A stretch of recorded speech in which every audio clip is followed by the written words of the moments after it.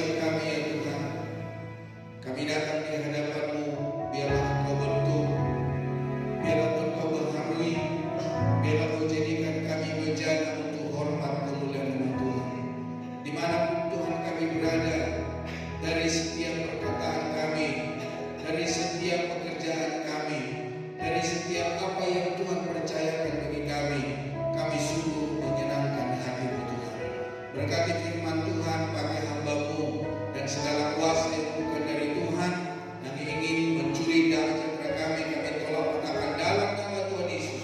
Kasih karunia anugerah Tuhan Yesus menjadi milik bagian kami pertengahan ibadah sampai pada akhirnya. Di dalam nama Yesus Kristus kami berdoa dan kami sambung kebenaran firman Tuhan. Yang diberkati Tuhan sama-sama berkata amin. Silakan duduk Bapak Ibu Saudara. Selamat pagi, shalom. Apa kabar Bapak Ibu Saudara? Semua baik ya? Oke, hari ini kita akan belajar kebenaran firman Tuhan, yaitu kebiasaan boros versus kebiasaan menabung. Nah, hari ini kita bisa tahu siapa di antara kita yang suka boros, siapa di antara kita suka menabung. Nah, orang-orang boros apapun akan dibeli.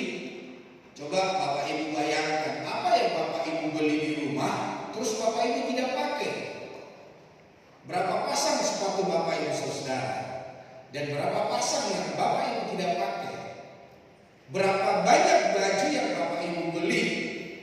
Dan berapa kali Bapak Ibu beli baju itu? Atau mungkin ada yang baru sampai hari ini Bapak Ibu belum pernah pakai.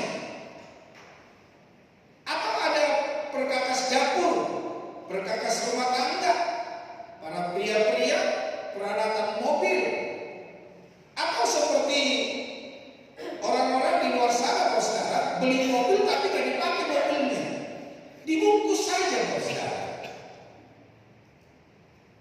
Nah, kira-kira apa yang kita beli di dalam hidup kita? Apakah itu menjadi sebuah kebutuhan atau keinginan, atau hanya supaya ya kelihatan keren gitu? Nah, Bapak Ibu Saudara kasih Tuhan, kita melihat di dalam Amsal Sulaiman pasal yang ke-6. Amsal Sulaiman pasal 6 ayat 6 sampai ayat 11. Firman Allah mengajari kita untuk kita belajar dari serangga. Wah, ini kita manusia ini, ciptaan Allah yang baik, di mana kita harus belajar dari serangga. Apa yang dikatakan oleh firman Tuhan di dalam Amsal Sulaiman pasal 6 ayat 6 sampai 11. Coba kita baca bersama. 2, 3. Hai pemalas, pergilah kepada semut, perhatikanlah lakunya dan jadilah bijak. Biarpun tidak ada pemimpinnya, pengaturnya atau penguasanya, ia menyediakan rotinya di musim panas dan mengumpulkan makanannya pada waktu panen. Hai pemalas, berapa lama lagi yang kau berbaring? Bilakah kau akan bangun dari tidur? Tidur sebentar lagi, mengantuk sebentar lagi, melipat tangan sebentar lagi untuk tinggal berbaring. Maka datanglah kemiskinan kepadamu seperti seorang penyerbu, dan kekurangan seperti orang yang bersenjata. Hari ini Bapak Saudara, kita belajar dari serangga. Di sekeliling gereja ini ada banyak semut, Saudara. Bukan hanya semut di lubang, tetapi di setiap area di gereja ini. Ada beberapa kali air conditioner gereja kita kami servis di lubung semut, stok kontak di lubung semut, makanan di dapur diserobot sama semut, Saudara. Bahkan handuk baju itu pun diseruduk oleh semut, Saudara. Jadi semut ada banyak di gereja ini. Saya kadang berpikir, tapi ternyata saya tanya tukang asin, di kota Balikpapan banyak semut. Kayaknya orang Balikpapan ini manis-manis ya. Jadi banyak semut di kota Balikpapan. Nah, Bapak Ibu Saudara, firman Allah berkata, tentu kita perlu belajar dari semut.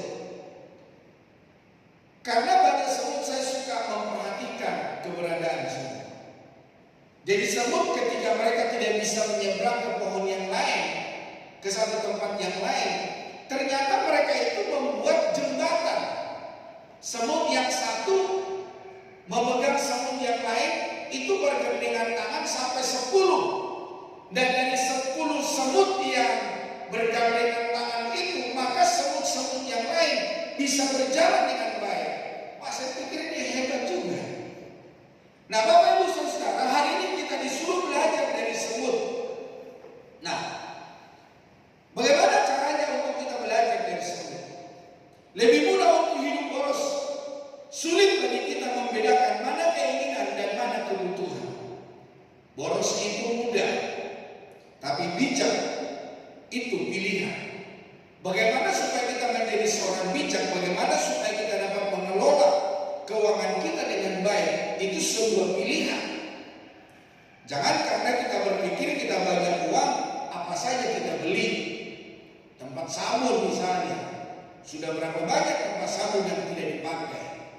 Tempat tisu, dari yang bulat, dari kamar kambing, dari kamar anjing, semua binatang-binatang ada tempat tisu kita. Nah, kebiasaan boros dan menabung mengajak kita untuk lebih bijaksana dalam mengelola keuangan. Boros dapat menyebabkan masalah keuangan jangka panjang. Memahami perbedaan antara kebutuhan dan keinginan serta membuat anggaran yang realistis adalah langkah awal untuk mengubah kebiasaan boros menjadi kebiasaan hemat. Boros adalah kebiasaan buruk. Jadi kalau Bapak Ibu menjadi seorang yang boros, itu adalah kebiasaan buruk, harus bertobat, saudara. Apa saja yang Bapak Ibu lihat, yang Bapak Ibu inginkan, Bapak Ibu beli, ditaruh di rumah, itu pun kebiasaan buruk yang dapat mengakibatkan masalah finansial dan kesulitan di masa depan, kesulitan keuangan. Sementara menabung adalah langkah penting untuk mencapai kestabilan finansial dan mencapai tujuan jangka panjang. Boros adalah kebiasaan buruk, menghamburkan uang untuk hal-hal yang tidak perlu atau gaya hidup konsumtif dalam menjerumuskan seseorang ke dalam masalah keuangan. Ya, kalau pemancing, dia akan banyak berbagai macam pancingan, mata pancing, mata kail. Kalau dia pemotor, akan banyak peralatan-peralatan motor yang dimiliki. Jadi Bapak Ibu Saudara Tuhan, hari ini mari kita menjadi seorang yang dapat mengelola keuangan kita untuk masa depan kita. Ada seorang anak yang saya melihat umur 30 tahun, dia masih memainkan mainan umur 6 tahun, 8 tahun. Ketika ditanya, kenapa kamu beli? Waktu kecil saya tidak bahagia, saya tidak bisa bermain, katanya. Bapak Ibu Saudara, umur 30 tahun membeli mainan anak 6 tahun, 8 tahun, 10 tahun, tidak mungkin, saudara. Dipajang di kamarnya. Bapak Ibu Saudara Tuhan, ini adalah sebuah perilaku yang boros. Nah, dampak negatif boros, kebiasaan boros dapat menyebabkan stres, kecemasan, dan ketidakstabilan emosional karena tekanan finansial yang berkepanjangan. Nah, hari ini kita akan melihat bagaimana seorang yang boros. Hindari boros dan mubazir.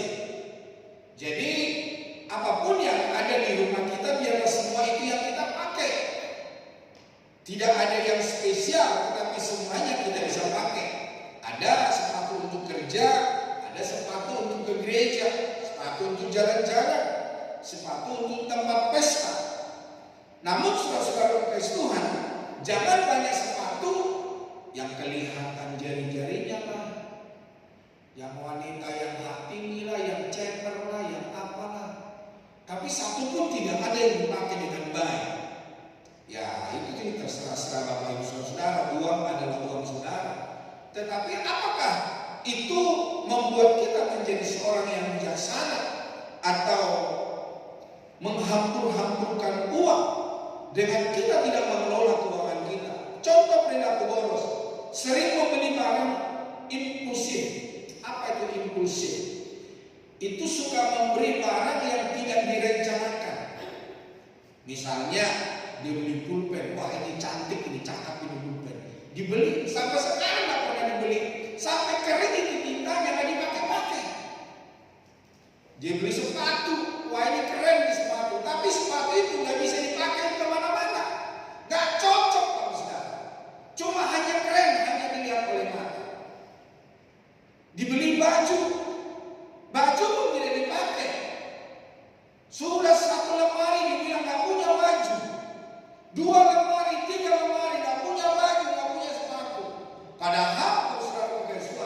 ada banyak baju di rumah, ada banyak sepatu, ada banyak peralatan rumah tangga yang tidak terpakai. Menggunakan kartu kredit berlebihan dan tidak memiliki rencana keuangan adalah contoh perilaku boros. Menabung adalah investasi. Menabung bukan hanya tentang mengumpulkan uang, tetapi juga tentang mempersiapkan masa depan dan mencapai tujuan finansial. Jadi ketika kita menabung, bukan karena kita pelit, bukan, tetapi ada masa depan yang kita pikirkan. Makanya ketika anak-anak muda pengen menikah, maka saya bertanya kepada mereka, siapa yang jadi menteri keuangan di antara kalian berdua? Mungkin saja pria berkata, oh ini istri saya, atau wanita berkata, ini suami saya. Saya tidak percaya dengan apa yang mereka katakan. Saya akan bertanya begini, siapa yang suka memikirkan masa depan? Jangan kita pikirkan, wah mau beli handphone, mau beli kesenangan daging. Bapak Ibu saudara kasih Tuhan, kita perlu mempersiapkan finansial kita. Manfaat menabung dapat membantu menghadapi situasi tak terduga, merencanakan masa depan dan mencapai stabilitas keuangan. Jadi itu pentingnya kita menabung sebagai disiplin diri. Ketika kita menabung, kita berdisiplin diri untuk mengelola keuangan dengan baik. Membiasakan menabung dapat melatih disiplin diri dan meningkatkan stabilitas hidup. Perekonomian kita semakin baik, ya bukan kita orang kaya sekarang, tetapi kita bisa mengelola keuangan kita dengan baik. Menabung versus kesenangan sesaat. Mengurangi pengeluaran untuk kesenangan sesaat seperti nongkrong atau jajan. Ya, dapat memberikan manfaat jangka panjang melalui tabungan. Tidak tahu nih pria-pria wanita yang suka nongkrong, yang suka jajan. Ada teman-teman saya di Balikpapan ini suka nongkrong, saudara. Ayo kita kopi. Bahkan ada teman saya lagi buka kopi. Udah berbulan-bulan saya belum pernah sampai ke sana, saudara. Karena memang untuk nongkrong itu butuh waktu. Apalagi dia buka kopi jam 7 malam. Nah jam berapa kita nyampe di sana? Jam berapa kita nongkrongnya? Jam berapa kita harus pulangnya? Dunia sering menawarkan, bahkan mendorong kita untuk boros dan materialistis. Seakan kita selalu dibuat khawatir jika tidak mengikuti tren. Tren zaman sekarang kan beli HP keren. Ya, Bapak Ibu mungkin sudah punya itu. Kita sepanjang hari diserang dengan iklan dan promosi, menggoda kita untuk menghabiskan uang. Nah, orang-orang yang belum menikah, waktu saya belum menikah, saya juga boros menraktir orang-orang muda yang bersama dengan saya. Tetapi setelah menikah, berpikir, waduh, apa ini uang untuk pesta? Tentu kalau saudara kasih Tuhan, mari kita kelola dengan baik. Dan hari ini mari kita berpikir, pola pikir, mari kita anti boros, saudara. Kita harus memahami bahwa sikap boros itu sangat merugikan. Di dalam Amsal 21 ayat 20 berkata, Amsal 21 20, harta yang indah dan minyak ada di kediaman orang bijak, tetapi orang bebal memboroskannya. Dia tidak peduli dengan keuangan, dia tidak peduli buat masa depan. Atau mungkin juga dia peduli untuk masa depan, tapi tidak bisa mengelola keuangan dengan baik. Pokoknya ada uang, langsung saja keluar, langsung saja dihabiskan. Nah, nanti tengah bulan yang berkata adalah bulan-bulan paceklik, bulan-bulan penderitaan. Padahal sebetulnya kalau dikelola keuangan itu bisa untuk sebulan, bahkan bisa untuk ditabung, saudara. Sikap boros adalah ciri orang yang bebal, yang menolak untuk dinasehati. Ada memang orang-orang yang bebal, dinasehati, dikasih tahu, jangan boros, ya tetap aja. Beli apa aja yang dia suka, beli apa aja yang dilihat oleh mata, kelihatannya baik, saudara. Nah, ketika Yesus menceritakan tentang perumpamaan Tentu kita tahu anak yang hilang. Anak ini mengambil harta ayahnya lalu memboroskannya tanpa pikir panjang. Ketika uangnya habis, barulah ia berpikir untuk bertobat. Nah, dari sini terbukti betapa bebal dan bodohnya anak itu. Di dalam Lukas berkata, pasal 15 ayat 13, beberapa hari kemudian anak bungsu itu menjual seluruh bagiannya itu lalu pergi ke negeri yang jauh. Di sana ia memboroskan harta miliknya itu dengan hidup berfoya-foya. Dia tidak memikirkan masa depan. Dia tidak memikirkan harta yang dimiliki itu dari siapa. Bapak Ibu Saudara, anak-anak zaman sekarang banyak seperti anak muda yang hilang ini, memboroskan harta ayahnya, memboroskan harta keluarganya, tapi menabung tidak bisa. Saya ada kenal seorang anak muda, bapaknya itu nggak pernah beli Mercy, tetapi orang muda ini langsung beli Mercy 2 pintu. Saya ketika datang ke rumahnya dan saya bertanya, "Wih, kamu punya Mercy?" "Iya, Pak." Terus saya tanya, "Uang dari mana?" Ternyata uang dari pemberian papanya. Dan sedengar akhir-akhir ini usaha yang ditinggalkan oleh orang tuanya untuk dia sudah tidak ada. Padahal ketika orang tuanya meninggalkan harta benda buat dia, toko ada sekarang, toko bahan bangunan. Di sana ada alat-alat bangunan, ada semen, ada pasir, ada 5 truk saudara. Dan itu yang dipakai. Ada mobil-mobil kecil untuk angkut barang. Ada kontrakan rumah yang bisa dikontrakkan kepada orang lain. Tetapi saudara kasih Tuhan, beberapa lama dia pegang usaha itu dan sebegitu juga habis harta miliknya. Dan setelah dia tidak menjalankan penjualan bahan bangunan, dia berubah ke penjualan mebel. Mebel tidak laku. Saya dengar terakhir saudara, dia membuka pertanian di Puncak. Saya bilang begini sama keluarganya, dia nggak punya pemahaman, dia nggak punya pemikiran, dia nggak punya skill untuk bertani. Bagaimana dia bisa bertani? Yang hanya duduk-duduk saja, hanya jual saja, dia nggak mampu, apalagi bertani. Aduh, bertani itu bukan sesuatu yang gampang. Saya mau menjadi seorang petani, apalagi di kota Balikpapan. Jangan berharap bertani menghasilkan yang baik kalau saudara tidak punya banyak uang. Kadang-kadang lebih banyak keluar duit daripada hasil dari pertanian.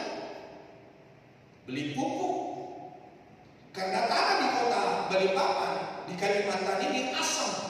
Asamnya tinggi sekali. Bukan hanya itu saja, setelah asam ada batu bara, ada panas dari dalam. Jadi Bapak Saudara pakai Tuhan, tidak gampang untuk bertani. Nah, kita kembali kepada Alkitab. Di dalam Injil Lukas ini dikatakan seorang yang menghabiskan harta miliknya yang dia terima dari ayahnya.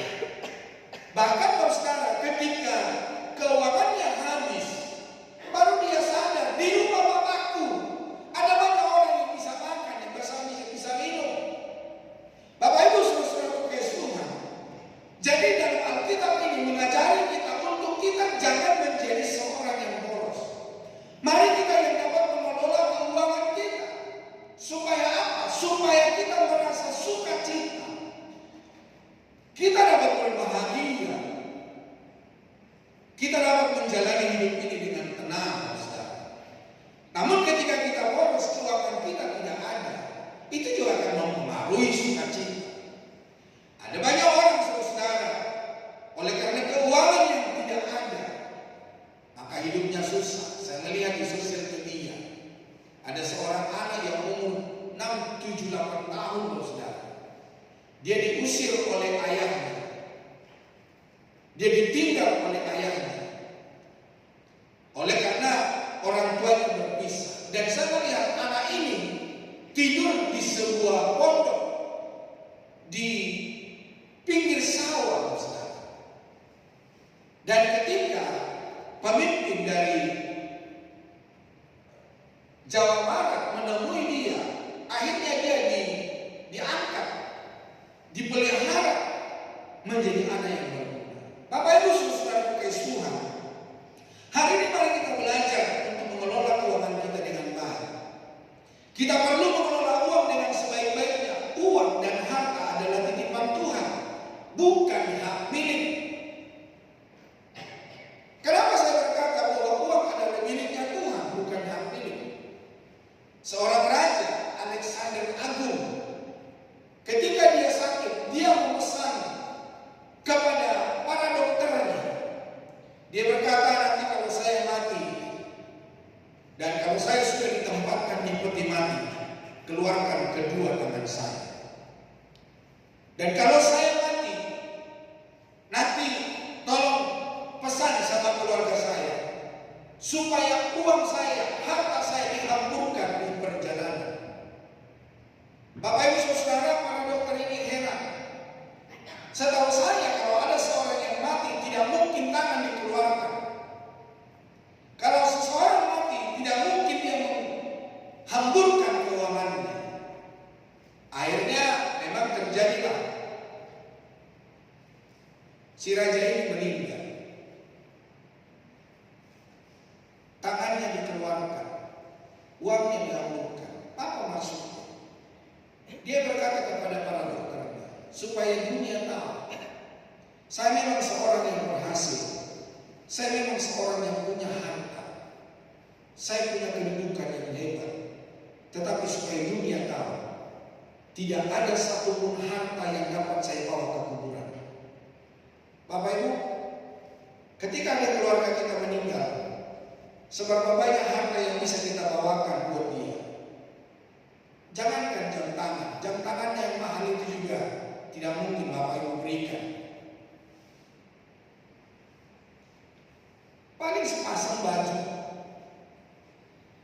Ya mungkin ada baju-baju atau jas kesukaan Bapak Ibu selipkan di peti mati. Tapi saya mau bertanya, ketika Bapak Ibu selipkan di pinggir peti matinya, bisa kayak itu dipakai di sana? Tidak bisa. Bahkan sampai ada orang-orang Kristen ketika keluarganya meninggal, Alkitabnya dibawa juga. Dan ditanya buat apa? Supaya nanti dia bisa baca-baca di sana. Baca-baca. Waktu hidup aja gak baca Alkitab, lagi mati kok sekarang. Jadi Bapak Ibu saudara kekasih Tuhan, kalau sudah selesai dalam kematian, tidak ada sesuatu pun. Jangankan ke lubang kubur, harta kekayaan yang kita miliki hanya kita bisa bawa sampai ke pinggiran yang lain. Yang artinya membayar yang tukang gali kubur, mengasih makan para tamu. Ya mungkin kalau orang Batak bilang sawah matua, kalau sudah anak-anaknya bisa menikah dan dia meninggal, seluruh keluarga sudah bekerja, sudah menikah, memiliki harta kekayaan. Tidak ada lagi yang dipikirkan ketika dia meninggalkan dunia ini. Bapak Ibu saudara kekasih Tuhan, apa dia bisa bawa cucunya? Tidak bisa juga, saudara. Apa dia bisa bawa mobilnya? Tidak bisa.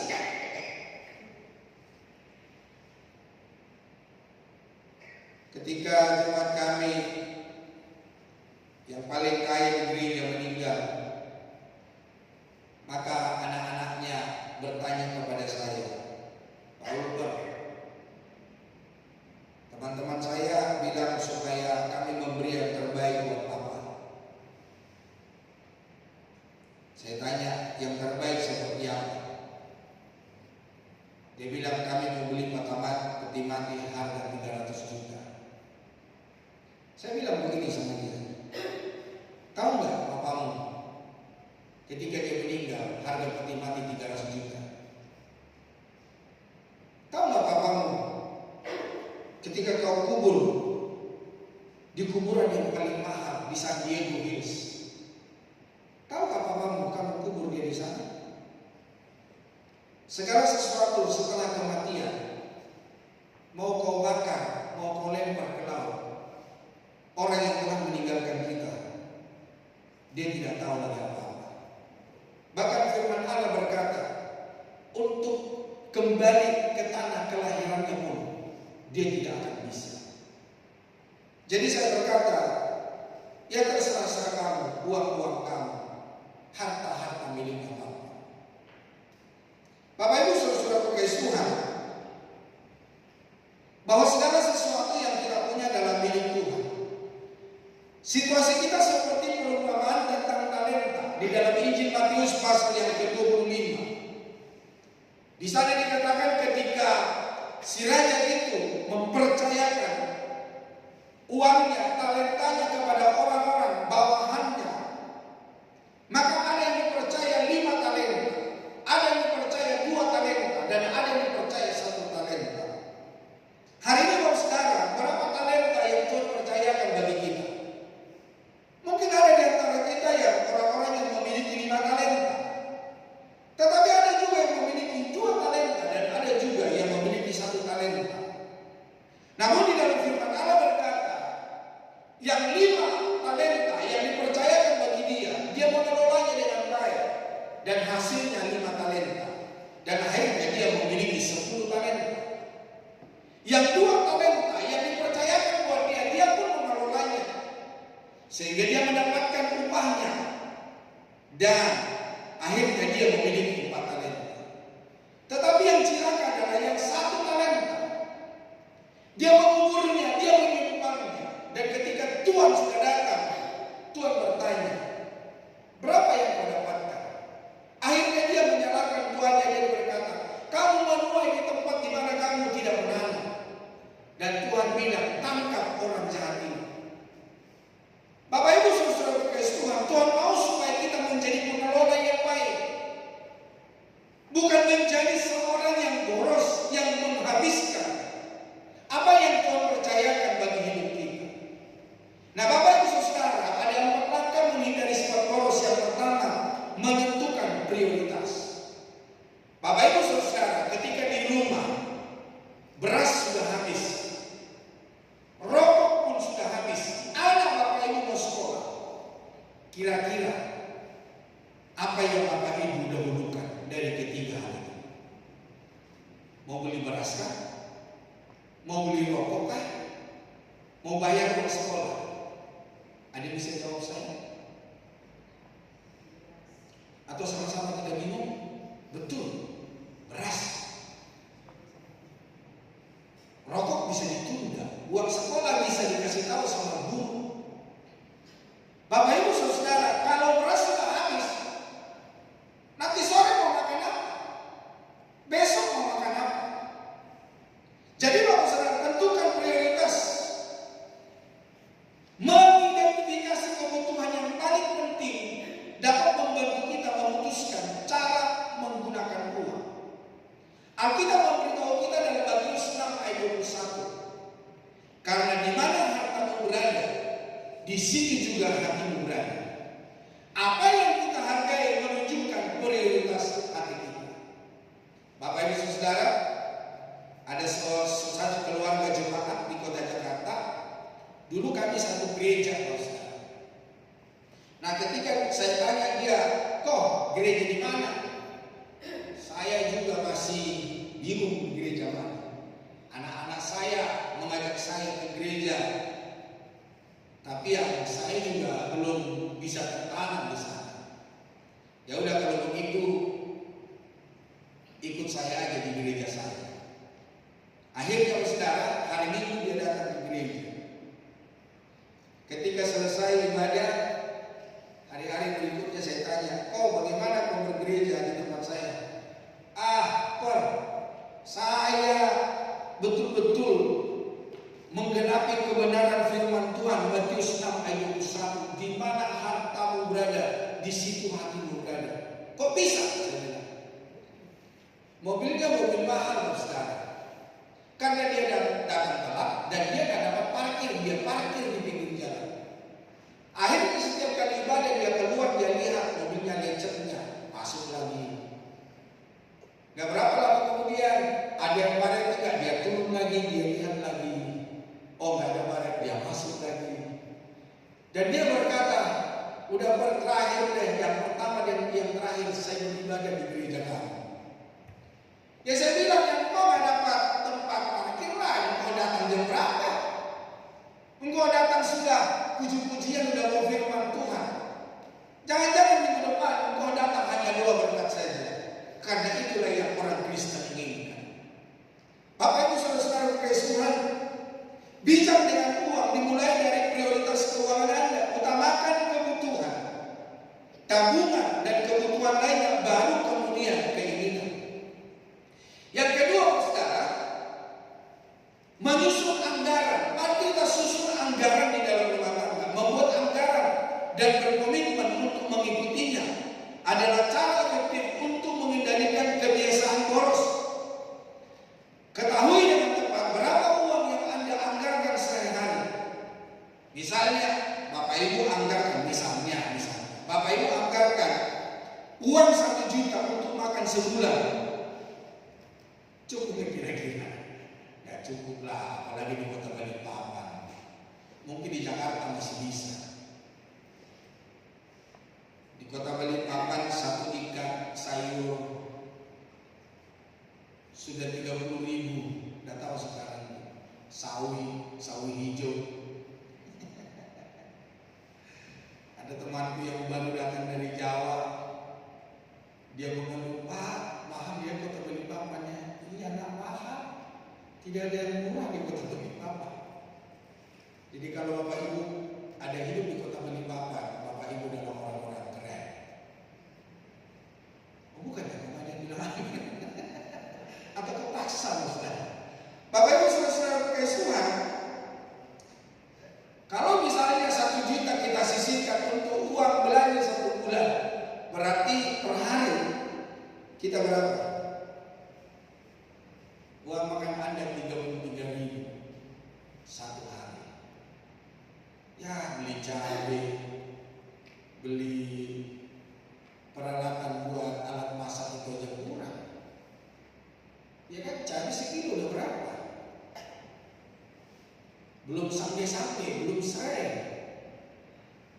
Ada orang bilang, Pak, beli sendiri lah. Ya kalau kita sendiri ya beli sendiri.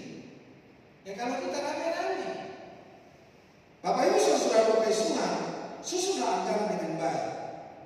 Menyisihkan bagian untuk memberi.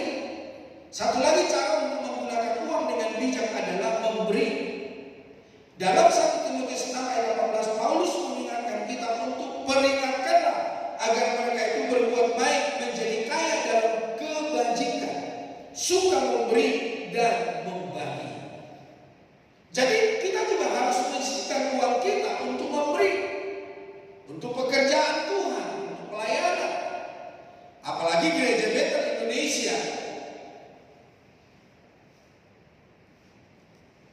Masalah perpuluhan itu adalah masalah yang ditekankan bahwa Gereja Bethel Indonesia, setiap orang yang bergabung di dalamnya harus memberikan perpuluhan, baik gembalanya. Jadi kita tidak bisa keluar dari apa yang dicanangkan di mana kita bergereja. Kalau kita tidak bisa mengikutinya, ya udah kita cari gereja lain. Kalau Bapak Ibu tidak memberikan perpuluhan dan Bapak Ibu merasa berat, ya udah cari gereja lain. Jangan gereja Bethel, saudara. Bapak Ibu saudara, kalau kita mengikuti kebenaran firman Tuhan, ada berbagai hal pemberian kita. Pemberian tantangan. Tantangan bukan tantangan, tantangan. Persembahan sulung. Pertama kali kita bekerja, itu dapat kita persembahkan menjadi persembahan sulung. Jadi Bapak Saudara kasih Tuhan, ada persembahan-persembahan lain yang kita berikan untuk sahabat, untuk keluarga, orang-orang percaya, orang-orang yang kita kasihi. Memberi tidak hanya membantu orang lain, tetapi juga dapat mencegah kita menjadi terlalu fokus pada uang dan Ketika kita memberi, saudara, di situ diajarkan kita supaya kita tidak fokus dengan keuangan dan materi kita, tetapi kita dapat mengelola dengan baik. Kita jadi tidak egois dan jadi lebih hati-hati dalam memakai uang. Yang keempat, gunakan uang dengan bijak.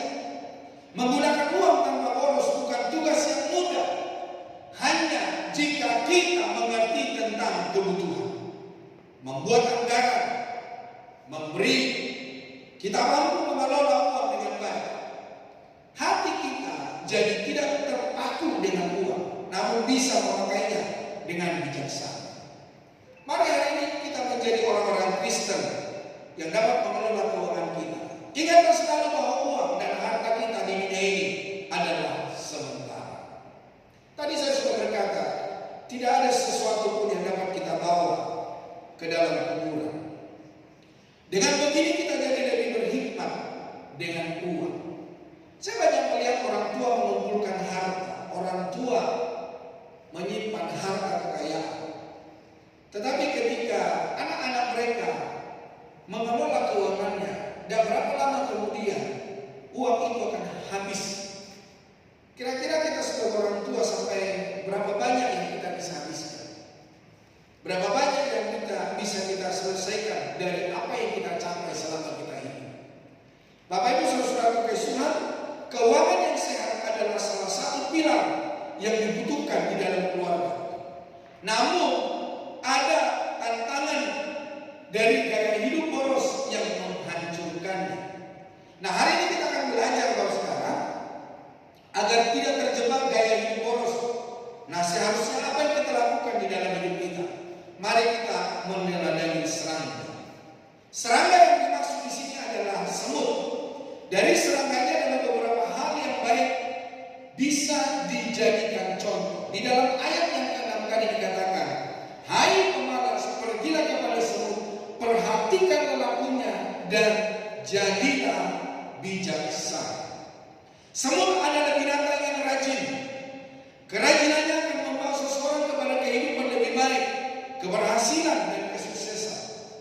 Semut juga mengajarkan bahwa kerjasama adalah hal penting untuk dilakukan agar bisa meraih tujuan. Saya melihat kalau kemarau itu semut pada keluar. Mereka mencari makan. Mereka mengumpulkan makanan mereka. Dan di pohon-pohon juga saya lihat kalau hujan tiba, tidak ada pun seekor semut yang keluar yang mencari makan. Dan dari sini kita bisa belajar, di musim kemarau, semut mengumpulkan harta kekayaan untuk yang mereka makan dan segala kebutuhan mereka di musim hujan. Dan Bapak Ibu, ketika musim kemarau tiba, mereka kembali mencari makanan. Dan bukan hanya ketika mereka mencari makanan di musim kemarau, tetapi saya melihat juga kerjasama. Ketika mereka mendapatkan makanan yang tidak bisa dibawa oleh satu ekor semut, maka mereka akan beramai-ramai, mereka akan gotong royong. Saya suka melihat itu. Dalam firman Tuhan berkata, sekalipun mereka tidak ada pemimpin, namun mereka bisa terarah. Namun manusia yang memiliki hikmat, yang memiliki pengetahuan, sudah ada pemimpin, masih tetap aja direcokin, saudara. Sudah ada yang mengarahkan, masih tetap aja kita recoh. Jadi Bapak Ibu Saudara Tuhan, hari ini mari kita belajar kepada semua. Firman Allah berkata, sekalipun tidak ada pemimpinnya, mereka bisa bekerja dengan baik. Yang kedua, saudara, menyimpan untuk masa depan. Semut tahu persis bahwa pada musim hujan akan ada kesulitan mendapatkan bahan makanan. Itu sebabnya mereka menyimpan selagi bisa. Ayat 7 dan 8 dikatakan, biarpun tidak ada pemimpinnya, pengaturnya, atau penguasanya, ia menyediakan rotinya di musim panas dan mengumpulkan makanannya pada waktu panen. Hal ini adalah pelajaran penting tentang menabung, mempersiapkan sesuatu untuk hari depan. Ketika ada uang, mari sisihkanlah untuk menabung untuk hari depan. Mau beli apa misalnya? Mau beli handphone, kumpulkanlah. Mau beli motor, kumpulkanlah. Mau beli mobil, mau beli rumah, tabunglah uang Bapak Saudara. Kecuali Bapak Ibu yang memiliki keuangan yang sangat besar. Bapak Ibu Saudara, tentu punya keuangan yang sangat besar, tentu tidak perlu menabung Bapak Saudara. Bapak Ibu Saudara kasih Tuhan, investasi adalah sesuatu yang dilakukan hari ini untuk mengantisipasi apa yang akan terjadi hari depan. Ini bukan karena tidak beriman, namun karena berhikmat. Apalagi zaman sekarang adalah zaman sulit, zaman susah, zaman orang bilang zaman paceklik, Saudara. Tetapi memang setiap kita anak-anak Tuhan, supaya kita dapat mengelolanya dengan baik. Sejak tahun lalu dari televisi sudah didengungkan, ya tanamlah singkong. Saya juga hari-hari ini istri saya berkata, singkong yang sudah ada cabutin dan tanam lagi singkong yang baru. Kita tidak tahu apa yang terjadi untuk tahun depan. Saya tanam singkong, musuhnya monyet, Saudara. Tinggal 3 pohon yang tumbuh, yang lain sudah dihabisi sama monyet. Ya saya harus beradu dengan monyet. Bapak Ibu Saudara kasih Tuhan, hari ini mari kita belajar menabung. Yang ketiga, melawan kemalasan. Jangan jadi orang malas. Mari kita menjadi orang rajin.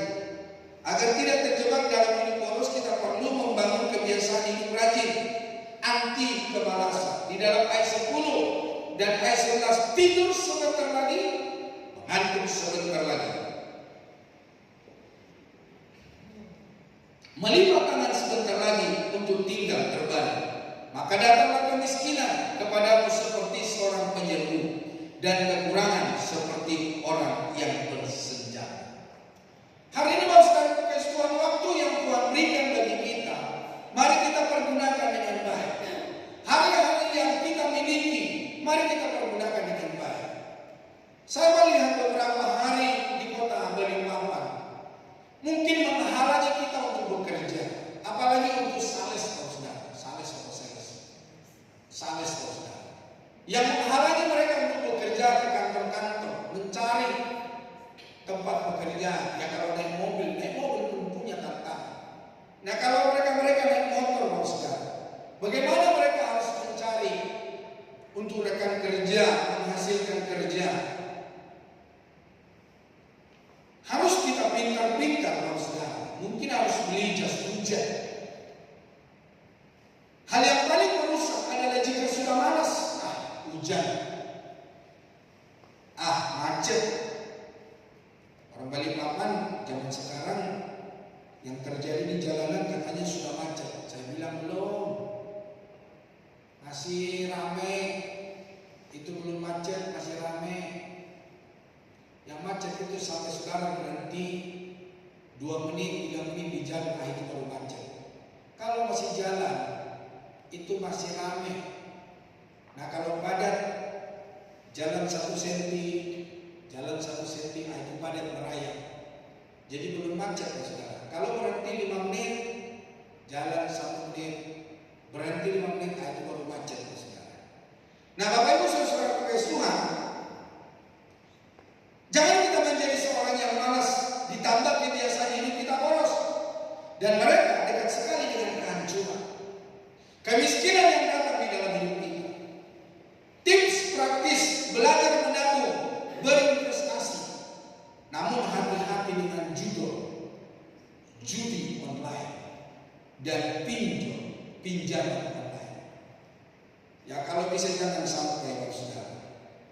Anak saya yang dari kakak saya, dia tertipu dengan temannya pinjam KTP. Untuk temannya itu pinjam online puluhan juta, Saudara, 50 juta. Yang pada akhirnya dia pinjam uang. Dan ketika dia pinjam uang, Saudara, dan ternyata uang yang dia pinjam dia tidak bayar. Yang akhirnya siapa yang bayar? Pemilik KTP. Sudah meminjamkan uang dan sudah pinjam uang, tidak makan uangnya, tapi dia yang bayar. Jadi Bapak Saudara, hati-hati dengan KTP, Bapak Saudara. Mau dibilang teman, mau dibilang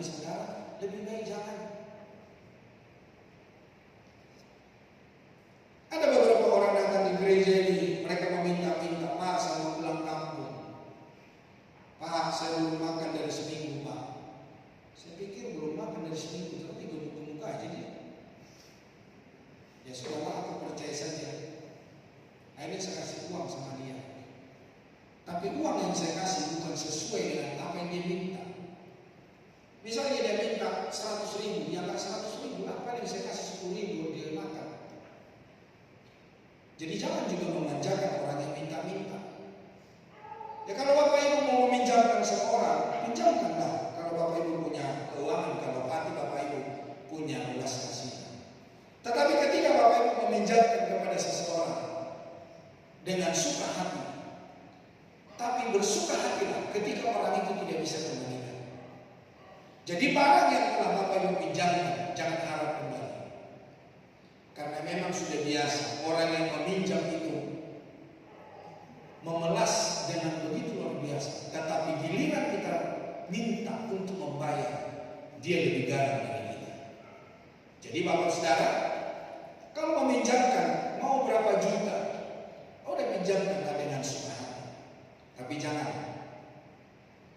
ingat untuk kembali uang itu di dalam hidup.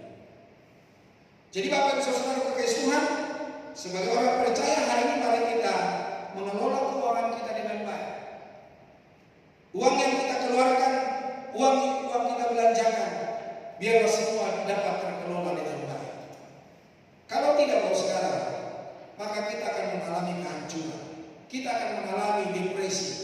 Kita juga akan mengalami namanya kegilaan. Itulah sebabnya hari ini dari seberapa yang sudah telah disampaikan kepada kita, biarlah ini menjadi berkat, biarlah ini menjadi pedoman, biarlah ini menjadi pegangan bagi kita sebagai umat Tuhan. Tuhan memberkati. Amin. Mari kita sama-sama bangkit berdiri. Kita datang kepada Tuhan. Haleluya. Segala pujian dan segala hormat kami berikan kepada-Mu ya Allah.